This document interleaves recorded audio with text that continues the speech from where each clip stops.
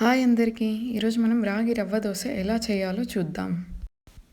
ఒక గిన్నెలో 1 కప్పు సూజీ రవ్వ, 2 టేబుల్ స్పూన్లు శనగపిండి, 2 టేబుల్ స్పూన్లు బియ్యం పిండి, 1 టేబుల్ స్పూన్ మైదా, 1/2 టేబుల్ స్పూన్ ఉప్పు, 1 టేబుల్ స్పూన్ చక్కెర, 2 ఇంచ్ బాగా తరిగిన అల్లం,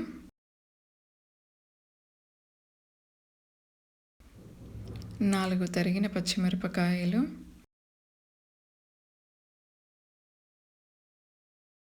సన్నగా తరిగిన పెద్ద ఉల్లిపాయ,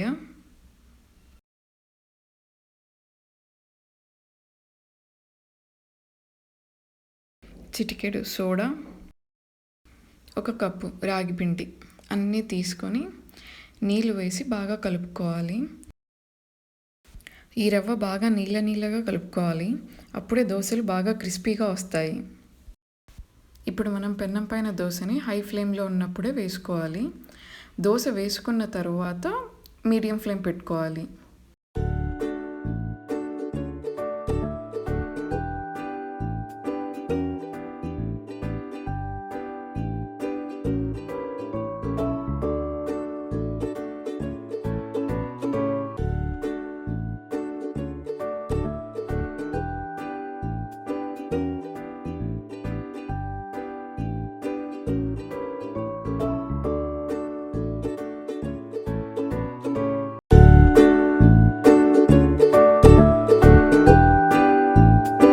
ఇప్పుడు రెండవ దోశ వేసుకునే ముందర దోశ పిన్నం పైన ఎలాంటి ఆయిల్ మరకలు లేకుండా చూసుకోవాలి.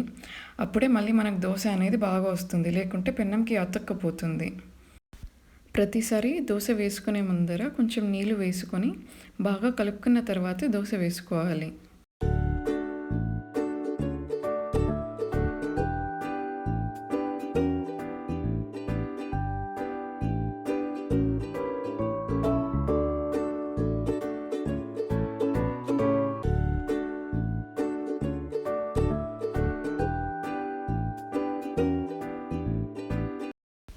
రాగి దోశలు పల్లీ చట్నీతో బాగుంటాయి.